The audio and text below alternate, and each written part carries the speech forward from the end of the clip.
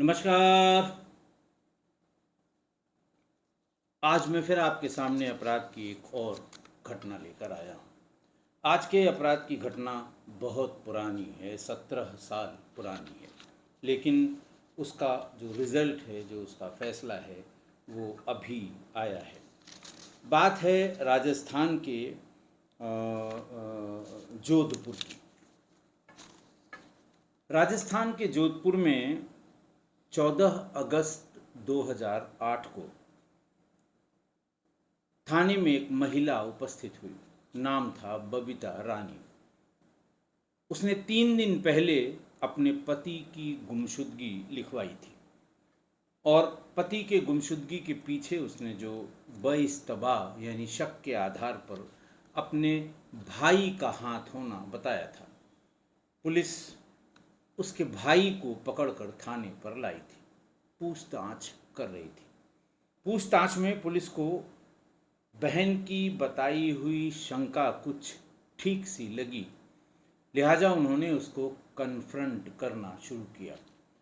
Confront करने की process में जब थोड़ी सी विशिष्ट श्रेणी वाली पूछताछ हुई और उसे पूछा गया कि बहनोई कहाँ है, सीधे सीधे बता दो, उसने कहा चलिए हम आपको अपने बहनोई का पता बताते हैं।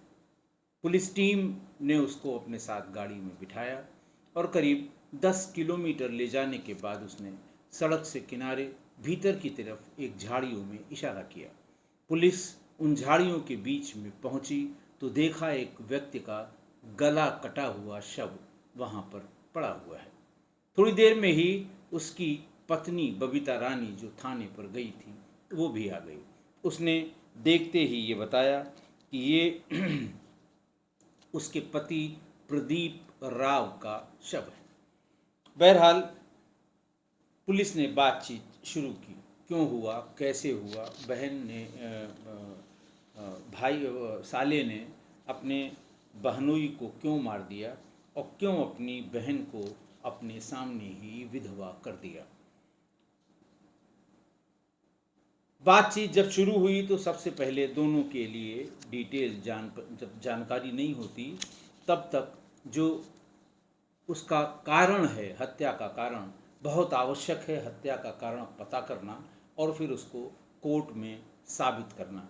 वरना अगर सही कारण नहीं होता तो ट्रायल के समय बहुत दिक्कत होती है और मुलजिम यानी कि अपराधी छूट जाते हैं। तो जोधपुर के बासनी इंडस्ट्रियल एरिया में कुशीनगर जिले के रामपुर बांगरा गांव से 20 वर्षीय मुन्ना राजपूत फैक्ट्री में काम करने के लिए आया था। मुन्ना राजपूत यानी जो मृतक प्रदीप राव था उसका साला।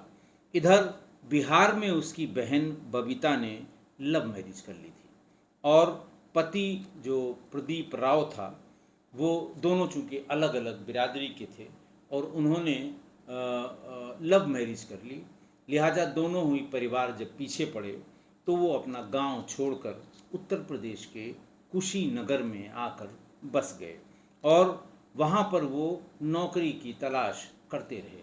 क्योंकि जब वो नए नए कुशीनगर में आए, घर छोड़ दिया, दोनों को अपने अपने परिवारों से मारे जाने का डर सता रहा था, तो थोड़ा मुश्किल भी हो रही थी।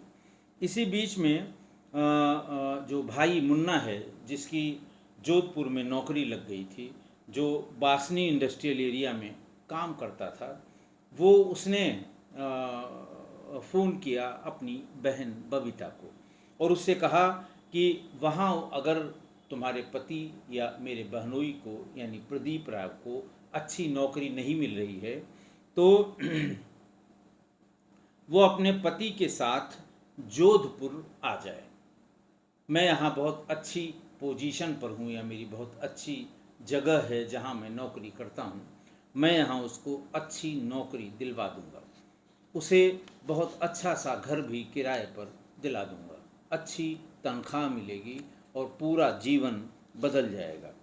और उसने साथ में ये भी कहा कि अगले महीने रक्षाबंधन का त्यौहार भी है अगस्त में, तो अच्छा होगा कि तुम आओगी ही यहाँ पर रक्षाबंधन में हमें राखी बांधने के लिए, तो अपने पति को साथ ले आओ, दोनों लोग हमारे साथ रहना, 4-6 दिन में मैं वो बढ़िया नौकरी लगवा के और तुम दोनों की ज़िंदगी बना दूंगा। रक्षाबंधन में मैं अपने बहनोई के लिए नौकरी का नेग दूंगा, पैसा रुपया तो आता जाता रहता है। खैर वो भाई की ये बात सुनकर इमोशनल हो गई बहन बबीता रानी। उसको लगा कि मेरा भाई मेरे लिए कितना सोचता है। वो फौरन अपना बोरिया बिस्तर बांधकर 25 जुलाई 2008 को जोधपुर आ गई। बबीता ने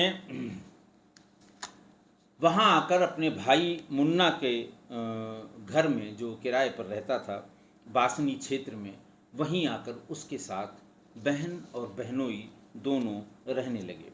कई दिन बीतने पर बबीता ने भाई से कहा, यानी मुन्ना से कहा कि नौकरी लगवाने के लिए तुमने कहा था और ये कहा था कि हफ्ते 10 दिन में ही लग जाएगी, अब थोड़ा प्रयास करो, कुछ टाइम निकल गया है। मुन्ना ने कहा कि वो ढूंढ रहा है और जल्दी ही नौकरी मिल जाएगी। उसने अपने दोस्तों को भी कह रखा है। मैंने जहाँ के लिए बात की थी वहाँ तब तक कोई और आ गया था, तुमने आने में देर कर दी, लेकिन जहाँ भी लगेगी बहुत अच्छी नौकरी लगेगी, अच्छा पैसा मिलेगा और सब ठीक हो जाएगा। 11 अगस्त 2008 को दोपहर में बबीता और प्रदीप से मिलने रविंद्र सिंह नाम का एक शख्स आया। उसने कहा कि वो बिहार के उसी गांव से है और मुन्ना का दोस्त है। उसके पति सुदामा सिंह ने उसे दोनों का हाल चाल लेने के लिए, उसके पिता सुदामा सिंह ने उसे दोनों का हाल चाल जानने के लिए कहा है। मुन्ना सिंह के पिता का नाम था सुदामा सिंह, लिहाजा उसने कहा कि सुदामा सिंह ने भेजा है कि दोनों का हाल चाल ले आओ। बहुत दिन से वो हम लोगों के पास आए नहीं हैं और डर की वजह से वो यहाँ से चले गए हैं। रविंद्र बबीता और उसके पति के साथ कुछ देर बैठा और फिर चाय नाश्ता करके वापस चला गया। शाम को जब मुन्ना वापस आया तो रविंद्र फिर से आ गया। मुन्ना नौकरी पे गया था, उसके बहन बहनोई घर पे थे। रविंद्र उन दोनों से मिला, मिल के चाय नाश्ता करके चला गया और जब मुन्ना फैक्ट्री से काम से वापस आया तो वो फिर आ गया। वो मुन्ना से मिला और फिर उसको बाहर ले गया। बहन से कहा कि अब तुम्हारे पति की नौकरी पक्की हो गई है। बबीता ये सुन के बहुत खुश हुई।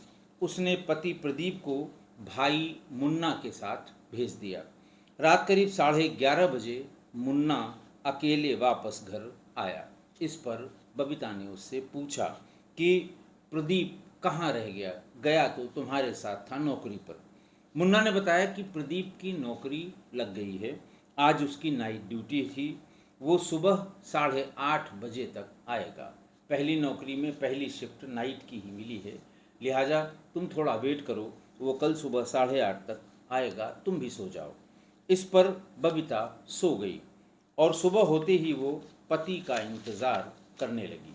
सुबह 9 बजे तक प्रदीप नहीं आया तो फिर बबीता ने मुन्ना से पूछा। मुन्ना ने कहा कि थोड़ी देर में आ जाएगा। इतना कहकर वो फैक्ट्री अपने काम पर चला गया। 13 अगस्त की पूरी रात, बात ये 12 अगस्त की हुई थी, 13 अगस्त की पूरी रात तक भी प्रदीप घर नहीं आया। इससे बबीता परेशान हो गई। उसने फिर मुन्ना को उलाहना देना शुरू किया कि कहाँ पे इसकी नौकरी लगी है, कहाँ की नाइट शिफ्ट है, कितनी देर तक की ये शिफ्ट होती है। लेकिन जो जवाब दे रहा था बार बार मुन्ना, उससे बबीता को संतुष्टि नहीं मिल रही थी। फिर भी उसने पूछते पाछते वो घर से निकल गई। उसने कहा ठीक है, तुम मत बताओ, मैं अभी पहले तुम्हारी फैक्ट्री में, फिर तुम्हारी फैक्ट्री से तुम्हारे दोस्तों से ये पता कर लूँगी कि मेरे पति की नौकरी तुमने कहाँ लगवाई है।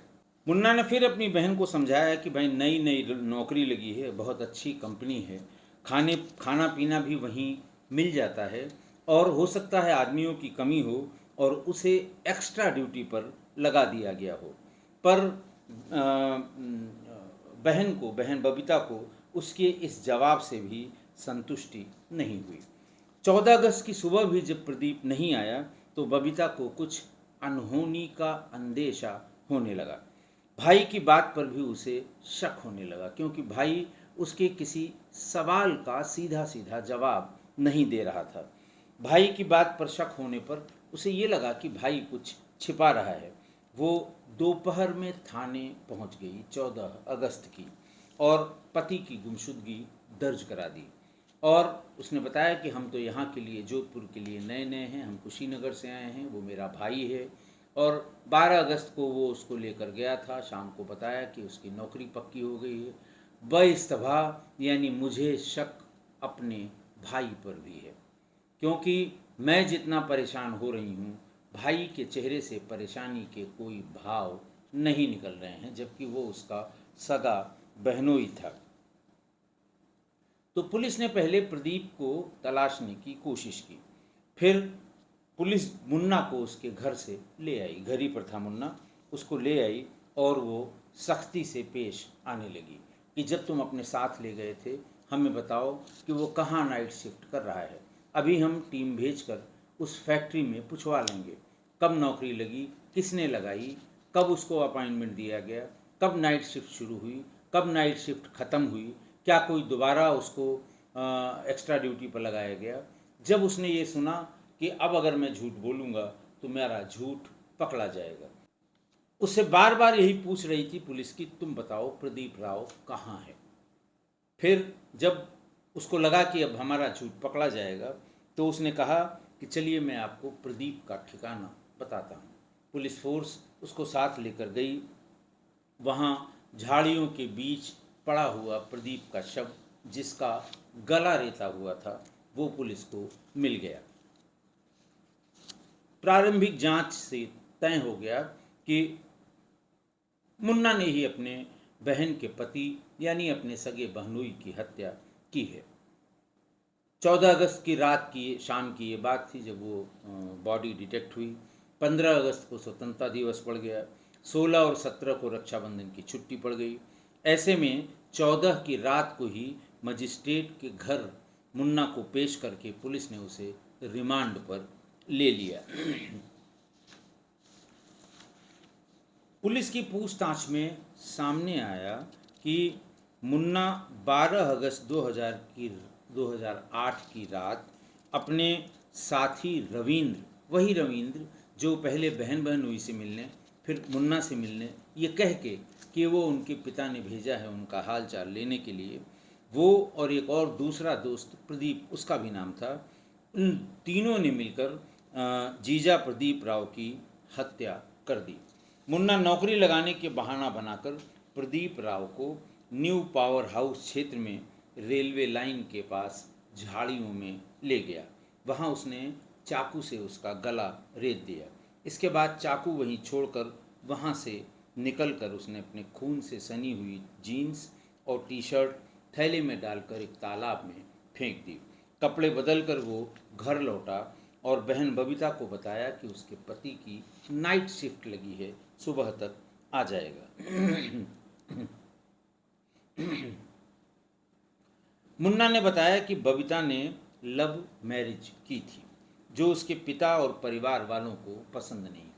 पसंद तो प्रदीप के घर वालों को भी नहीं था, लेकिन जब से उसने शादी की और फिर जब विरोध के बाद शादी की, तो वो घर नहीं गई, लौटकर कुशीनगर चली आई जहाँ पर वो रह रही थी। लेकिन बबीता के घर वाले और मुन्ना तब से प्रदीप को मारने की फिराक में थे कि कैसे भी हो इसको ख़त्म कर देंगे। तब हार मानकर या मजबूर होकर बबीता फिर से हम लोगों के पास आएगी। फिर जोधपुर में मुन्ना ने जोधपुर से फ़ोन करना शुरू किया, उनको अपने कॉन्फिडेंस में लिया, उनको ये बताया कि अब सब कुछ ठीक हो गया है, माँ बाप का गुस्सा भी कम हो गया है, तुम लोग यहाँ चले आओ, तुम्हारी अच्छी नौकरी लगवा देंगे। और फिर उनको बुलाया और बुलाकर अपने बहनोई को जान से मार दिया। मुन्ना को गिरफ्तार करने के बाद पुलिस ने 20 अगस्त को प्रदीप कुमार को भी पकड़ लिया, जो विवेचना के दौरान प्रकाश में आया था कि ये भी साथ में था जब उसकी हत्या की गई थी। रविंद्र सिंह उस समय फरार हो गया था। फिर उसे 4 साल बाद मुन्ना और प्रदीप कुमार के खिलाफ मामला फास्ट ट्रैक कोर्ट में चला 30 अक्टूबर 2008 का ये वाक़या था। 30 अक्टूबर 2010 को दोनों को आजीवन कारावास हो गई, प्रदीप को और मुन्ना को। इसी बीच में रविंद्र भी पकड़ा गया और रविंद्र को 17 नवंबर 2010 को इन दोनों को आजीवन कारावास हुई, और जब वो पकड़ा गया 2011 में, तो 17 नवंबर 2014 को उसको भी आजीवन कारावास की सज़ा अदालत ने सुना दी। इस सज़ा के खिलाफ मुन्ना व प्रदीप कुमार की ओर से 2011 में और रवीन सिंह की ओर से 2014 में हाई कोर्ट में अपील दायर की गई। जस्टिस निर्मलजीत कौर और जस्टिस विनीत माथुर ने कोर्ट में सुनवाई शुरू की। वकीलों की तरफ से तर्क दिया गया कि 14 अगस्त को, जो डिफेंस के लॉयर थे, कि 14 अगस्त को बॉडी का पोस्टमार्टम किया, जिसकी रिपोर्ट में कहा गया कि शव 4-5 दिन पुराना है। ऐसे में बबीता 12 अगस्त को गुमशुदगी बता रही है, जब उसने 15 को लिखवाया है। तो ये संभव नहीं है कि ये तब उसकी हत्या हो चुकी हो या तब उसकी हत्या हुई हो, क्योंकि उसे फिर 2011 में गिरफ्तार कर लिया गया था इन लोगों को। इस पर पब्लिक प्रोसिक्यूटर यानी सरकारी वकील ने कहा कि 14 अगस्त को बरामद हुई थी बॉडी। बरामदगी में कांस्टेबल हीराराम ने रिकवरी मेमो में 14 अगस्त को बरामदगी का सिग्नेचर किया था, यानी ये फैक्ट है कि 14 अगस्त को ही उसकी बॉडी बरामद हुई थी। और पोस्टमार्टम रिपोर्ट 17 अगस्त की थी, जिसमें शव 5 दिन पुराना बताया गया था। इसका मतलब कि उसकी 12 और 13 के बीच में हत्या हुई थी। ये तर्क बिल्कुल सही बैठा, लेकिन दोनों पक्षों का तर्क सुनने के बाद कोर्ट ने कहा कि रविंद्र और प्रदीप कुमार के खिलाफ मुन्ना और बबीता के बयानों के सिवा कोई एविडेंस नहीं है। ऐसे में संदेह का लाभ देकर रविंद्र और प्रदीप कुमार को बरी कर दिया हाई कोर्ट ने, लेकिन मुन्ना के आजीवन कारावास की सज़ा बरकरार रखी। मुन्ना यानी साले की, जिसने अपने बहनोई की हत्या की थी। आज की घटना, लड़का लड़की ने दोनों परिवारों के भारी विरोध के बावजूद भी शादी कर ली। हो रहा है आजकल, कोई नई बात नहीं है। दोनों परिवार दोनों को जान से मारने के लिए उनके खून के प्यासे हो गए कि कैसे अपने मन से शादी कर ली, कैसे परिवार वालों की बताई हुई शादी से इनकार किया। जब देखा दोनों परिवारों का इतना एग्रेसिव रूप, तो वो दोनों यानी लड़का और लड़की यानी प्रदीप राव और बबीता दोनों भागकर कुशीनगर आ गए और वहाँ अपना छोटी मोटी मेहनत मजदूरी करके जीवन यापन करने लगे, इस प्रत्याशा में कि समय के साथ सब चीज़ें ठीक हो जाएंगी और सब सामान्य हो जाएगा। वो घर वालों को मना लेंगे और फिर घर वापस चले चलेंगे। लेकिन खून के प्यासे लड़की के घर वालों ने बड़ी ज़बरदस्त साजिश की, बहुत ज़बरदस्त साजिश की। कम होता है इस तरह साजिश करना और उसको एग्जीक्यूट कराना। उन्होंने अपने लड़के जो जोधपुर में नौकरी कर रहा था यानी मुन्ना को ये कहा कि अपने बहनोई और बहन से अच्छा व्यवहार शुरू करो और उनको बताओ कि हम लोग बहुत नाराज़ नहीं हैं। फिर उनको किसी बहाने से जोधपुर बुलाओ और फिर तब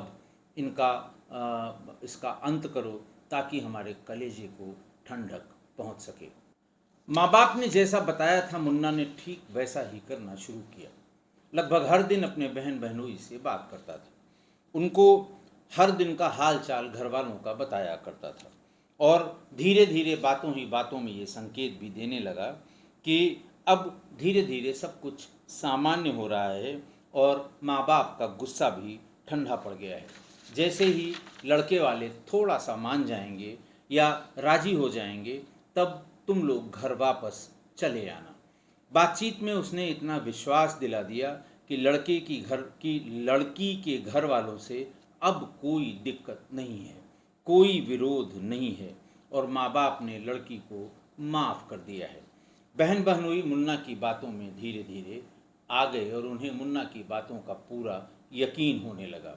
फिर प्लानिंग के ऑपरेशनल हिस्से को एग्जीक्यूट करने के लिए साले मुन्ना ने अपने बहनोई प्रदीप राव और बहन बबीता को बताया कि उसने बात कर ली है नौकरी के लिए, तुम लोग उदयपुर आ जाओ, उन तुम्हारे आते ही बहुत अच्छी नौकरी मिल जाएगी, उसको रहने के लिए बढ़िया मकान दिलवा देंगे और आराम से अच्छा जीवन व्यतीत करोगे तुम दोनों।